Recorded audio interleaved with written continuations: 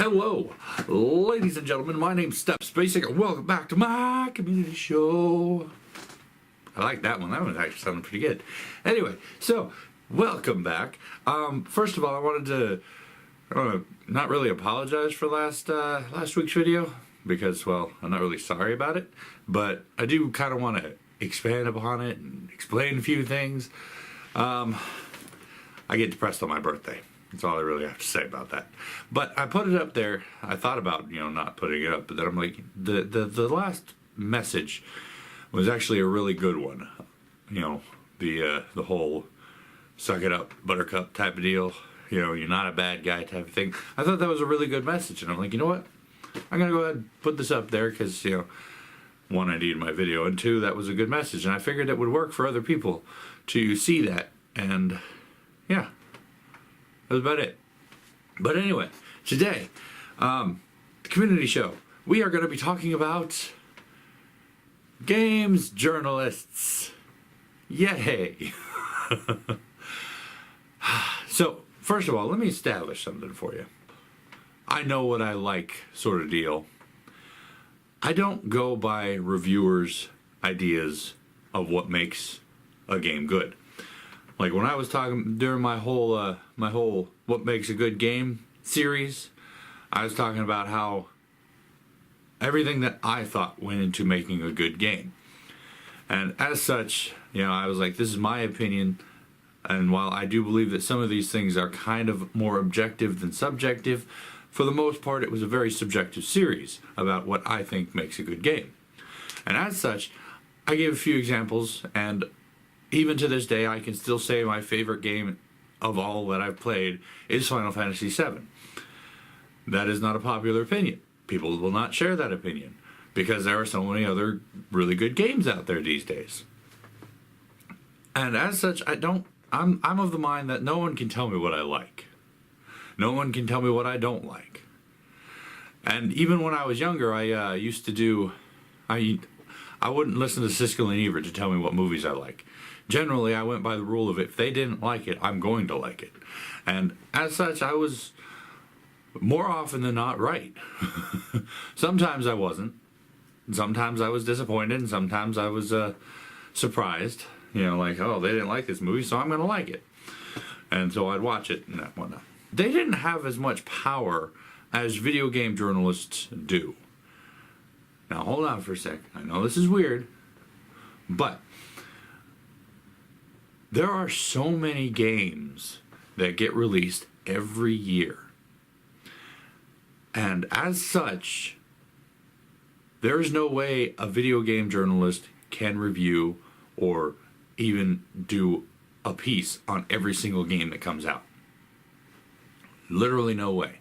So naturally, if it gets coverage, people are going to see it and they're going to know about it. And video game journalists have the power, essentially, to make or break a game release. It could be the best game since sliced bread, but if it gets no coverage, nobody's going to know about it.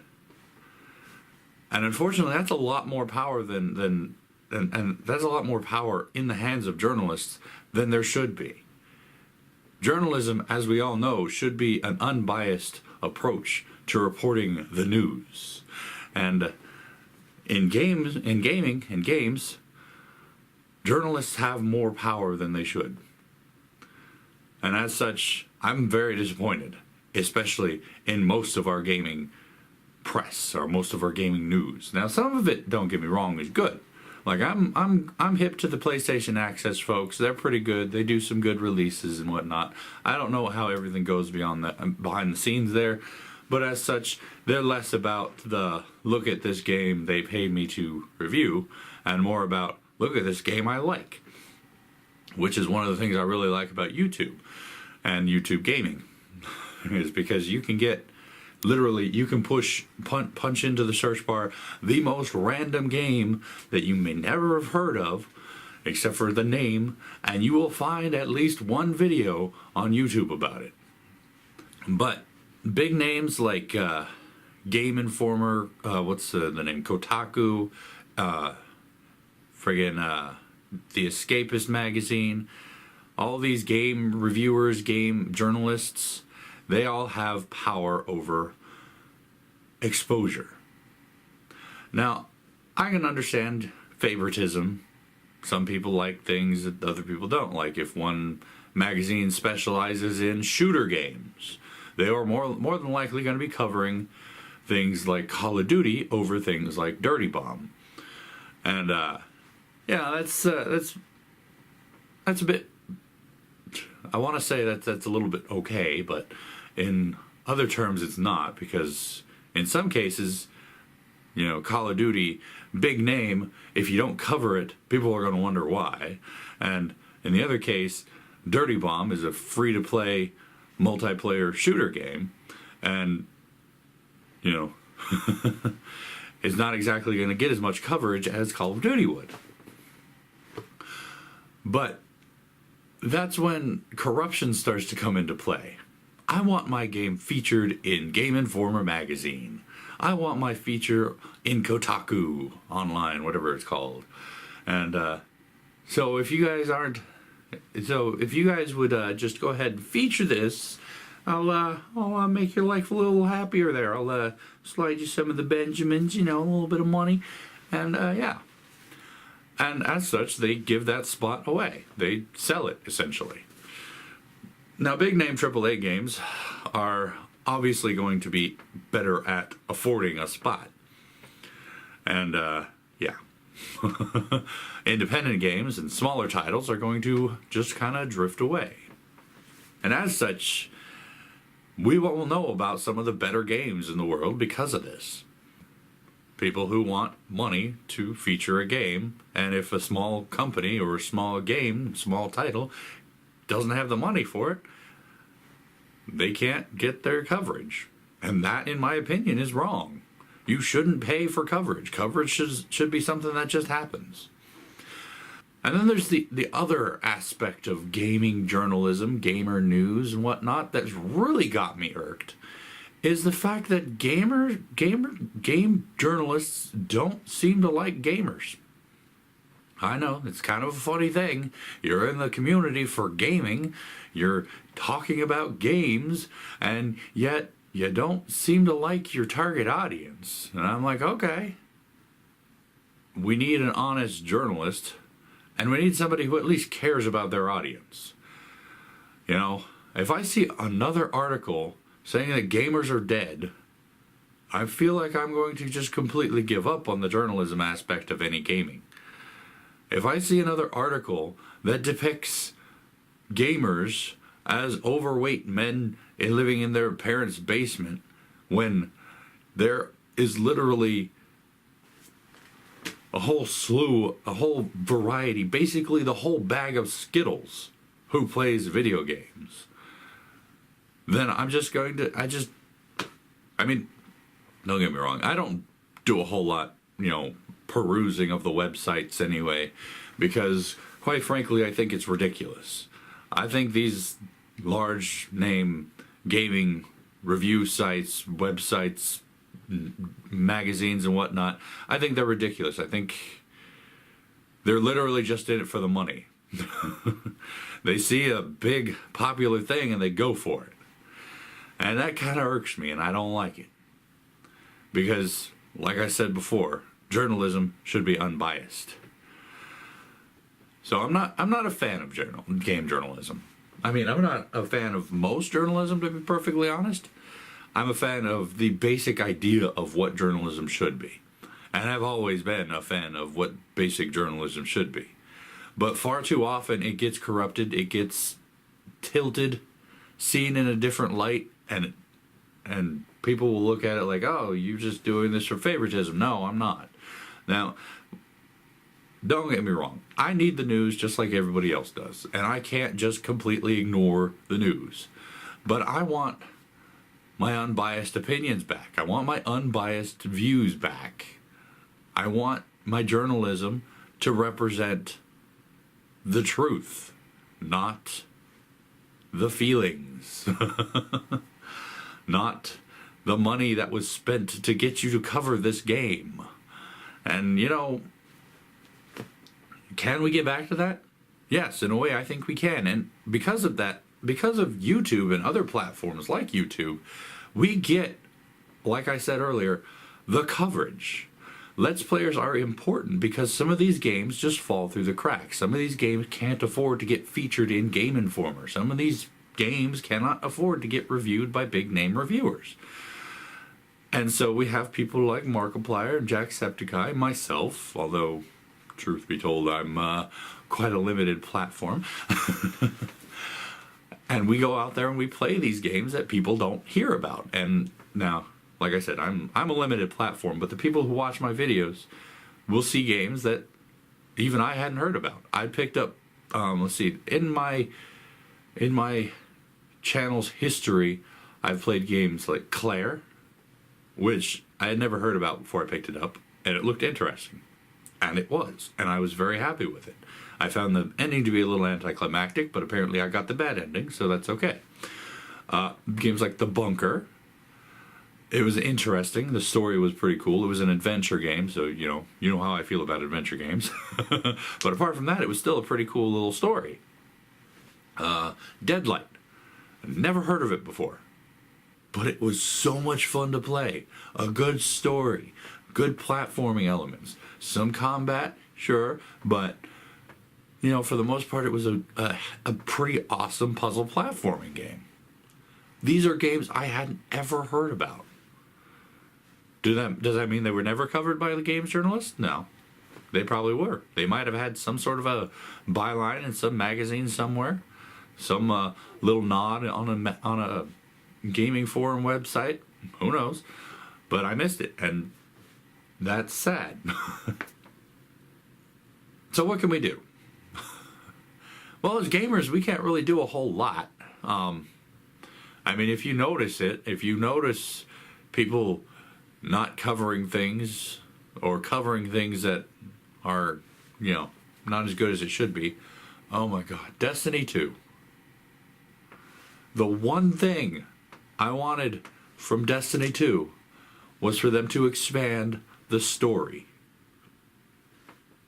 But they didn't. From what I've seen so far, the only thing they've done is take a few of the things away from you. I.e., when you wanted to do a strike, you could choose which strike you wanted to do. Now, apparently, it's random. The same with the Crucible. If you want to do some PvP, you get to choose which PvP area you want to do, and now it's completely random. Of course, I haven't played much, so I'm not like... Maybe they're saving the choice for the end, but seriously, the story was supposed to be bigger. And guess what gaming journalists have done? They said the story is fantastic, the story is amazing. And if you look at the review scores on it, they're all really high. And then you look at the player review scores, and the player review scores are all relatively, not even relatively, some are pretty freaking low. Because we were lied to again. And you know what? That's completely on the opposite end of, just covering things because you're paid to. Now you're covering things and lying about them. No, that is not okay. Because that was literally the only thing I wanted from Destiny 2. Destiny 1 was fun. Very samey, very grind heavy. But if they would have put an interesting story into it, or at least, not made me have to leave the game to read the story every time I wanted to read it, then I would have played a heck of a lot more of it, because it was definitely a good way to just unwind and shoot some bad guys. And so I'm like, that's the only thing I want from Destiny 2. Destiny 2's coming out. Leave everything the same. Just give me a lot more story. I need to know things. I hate not knowing things. And I'm not going to leave my game just to go read the cards that you're dumping on me. Because I think that is the stupidest way to get a story across when you're making a video game. I mean, seriously. You have all this opening to make the story awesome, and no. You're just gonna say, here, have a card, now go to Bungie.com and read it. No, I'm good. I would rather just play my game. But anyway, I mean, seriously, how can you hate gamers and sell to gamers? That just doesn't make any sense to me. As gamers, I think the only approach we've got is to just basically ignore them. Now, of course, I'm not calling for a boycott. I'm not saying, hey, everyone go boycott these people for lying and being evil. I'm not calling for any sort of movements or anything. I'm simply pointing this out. And I'm not the only one pointing this out. People with much larger platforms than me are pointing this out. But if this young lady is portrayed as essentially me, well, I think we're seeing an interrupt in what people see as gamers here.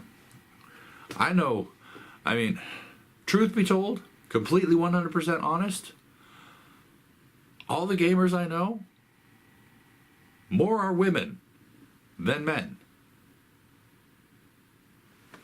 And I'm not talking about just the casual gamers, although I do know a lot of casual gamers. Funny enough, more casual gamers I know are men. And yet gaming articles, gaming magazines, gaming websites portray these women, these good gamers, as me. I mean, granted, I don't live in my mom's basement. I have my own house, and I'm a grown-up and an adult with a kid myself, and I play games on the regular. But I mean, they're not me, and I'm not that person that you seem to think. Because I'm not. Well, I mean, I am overweight, but that's more of a choice than something that happened because of gaming. But even I'm not what you think of when you think of stereotypical gaming journalists. Do you even know who you're talking to? Because you don't seem to. Anyway, I think I'm done ranting. I'm going to dig myself into a hole, I know it. Anyway, that's all I have for you today. Thank you guys so much for watching. I know, I'm a gaming channel, and I covered gaming news today. Ha! Finally got back to actual gaming topics.